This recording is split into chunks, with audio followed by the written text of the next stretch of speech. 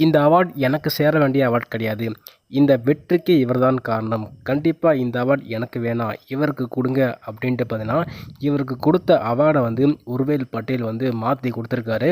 என்னதான் நான் அதிரடியாக விளையாண்டிருந்தாலும் இந்த போட்டி ஜெயித்தோம் அப்படின்னா அதுக்கு முக்கிய காரணம் இவர்தான். இவர் மட்டும் இல்லைனா இந்த ஒரு போட்டியை ஜெயிச்சிருக்கவும் முடியாது. நாங்கள் வந்து இந்த அளவுக்கு விளையாண்டுருக்கவும் முடியாது. அப்படிங்கிற மாதிரி பார்த்தீங்கன்னா, போட்டிக்கு பிறகு அவார்டு கொடுக்கும்போது ஒரு மிகப்பெரிய எமோஷன் வந்து கிரியேட் பண்ணியிருக்காரு உர்வேல் பட்டேல். முக்கியமாக இந்த போட்டியில் சிஎஸ்கே இன்னைக்கு ஈஸியாக வெற்றி பெற வேண்டிய போட்டியை கடைசியில் த்ரில்லாக வந்து முடித்தாங்கன்னு சொல்லலாம். அதாவது இதை குறித்து எம்எஸ் தோனியே பேசியிருக்காரு. அதை குறித்து ஒரு வீடியோ போட்டிருக்கேன், பார்க்காதவங்க போய் பாருங்கள்.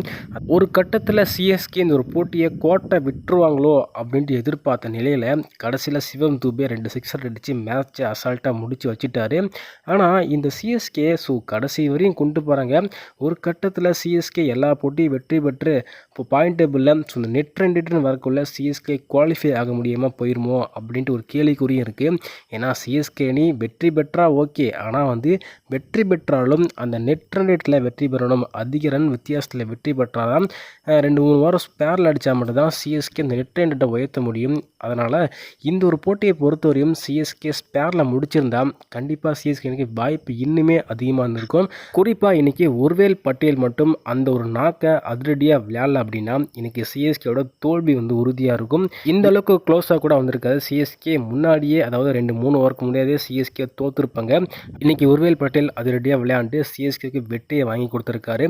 நீங்கள் தான் இந்த அவார்டை வாங்கணும் அப்படின்ட்டு வாங்க கொடுத்தா, ஆனால் அங்கே மிகப்பெரிய ஒரு சம்பவத்தை பண்ணி வச்சுருக்காரு நம்ம உர்வேல் பட்டேல். நான் ஒரு பக்கம் என்னோட கடமையாக செஞ்சேன். நான் இந்த அவார்டு வாங்க தகுதி கிடையாது. முழுக்க ஓவர்டன் தான் இந்த அவார்டு வாங்க முழுக்க தகுதியானவர். அவரை மட்டும் இல்லைனா கண்டிப்பாக ஸ்கோர் இன்னுமே எகிரி இருக்கும். விக்கெட் எடுக்காமல் இருந்தால் மேட்ச் எங்கேயோ போயிருக்கும். குறிப்பாக வந்து ஒரே ஓவர் 2 விக்கெட் எடுத்தார் இல்லையா, இங்கிலீஷ் மட்டும் பண்ட் விக்கெட் எடுத்தார் இல்லையா, அங்கே தான் மேட்ச் டேர்னிங் பாயிண்டாக இருந்துச்சு. அவருக்கு தான் இந்த அவார்டு போகணும். அவர் மட்டும் இல்லைனா இங்கிலீஷ்னா செஞ்சுரியை போட்டு மேலே அடிச்சிட்டு போயிட்டு இருந்திருப்பார். ரிஷப் பண்ட்டும் அதிரடியாக விளையாண்டு ஸ்கோரை வந்து எகுத்திருப்பாங்க. அதனால் இந்த ஒரு அவார்டு வந்து அவருக்கு தான் போயாகணும் அப்படிங்கிற மாதிரி டீசெண்டாக வந்து அவருக்கு வந்து ஷேர் பண்ணியிருக்காரு. எனக்கு மட்டும் சொந்த கிடையாது, அவருக்கும் கொடுங்க அப்படிங்கிற மாதிரி வந்து எமோஷனலாக சொல்லியிருக்காரு. அந்த மனசு தான் சார் கடவுள் அப்படிங்கிற மாதிரி இன்றைக்கி மிகப்பெரிய செயலை செஞ்சுருக்காரு. அந்த அவார்டை வாங்கின பிறகு, அதாவது ஷேர் பண்ண பிறகு 2 பேருமே சேர்ந்து ஓவர்டன் மற்றும் நம்மளோட உர்வேல் பட்டேல் 2 பேரும் சேர்ந்து தோனியோட காலில் வந்து ஆசீர்வாதம் ஆனாங்க. தோனியும் ஒரு சில கருத்துக்களை இவரை குறித்து பேசியிருக்காரு. குறிப்பாக ஆக்ஷனில் வந்து தோனி தான் இவர் வந்து பாயிண்ட் பண்ணி எடுக்க வச்சாருங்க.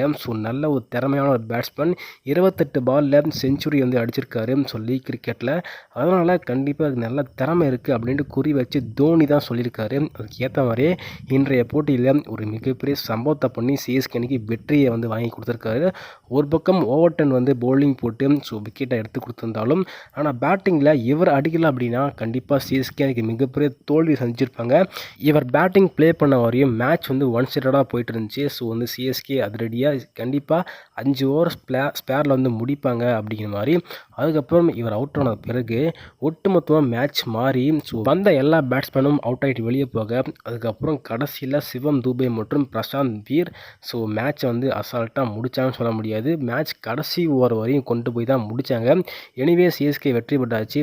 சிஎஸ்கே அடுத்த 3 போட்டியில் வெற்றி பெறுமா அப்படிங்கிறத கருத்துக்களை போட்டுவிடுங்க. முக்கியமாக சிஎஸ்கே டாப் 2 பிளேஸை கன்ஃபார்ம் பண்ணுமா அப்படிங்கிறத கருத்துக்களை போட்டுங்க.